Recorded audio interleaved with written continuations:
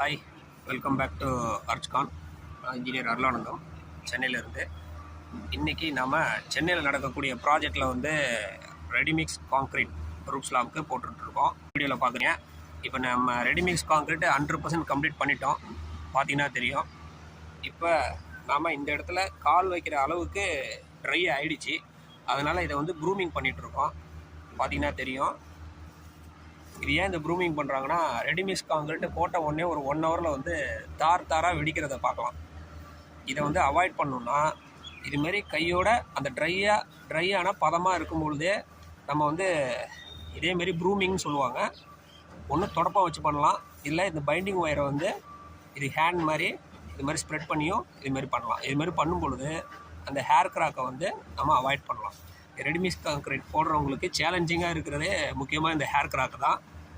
இது hair கிராக்கை avoid பண்ணோம்னா இது ஒன்று தான் இம்பார்ட்டண்ட் டிப்ஸ்.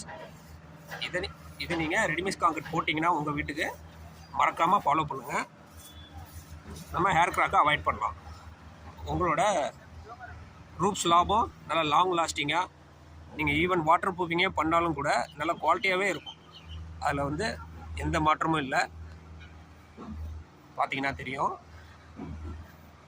நம்ம ஃபுல்லாகவே கம்ப்ளீட் பண்ணிட்டோம். நமக்கு ஒரு 45 MQ வந்தது. இது more than 2600 square feet area roof ஸ்லாபுக்கு. வீடியோ பிடிச்சிருந்தா லைக் பண்ணுங்கள். Hope this help you. Thank you. Next வீடியோவில் மீட் பண்ணலாம்.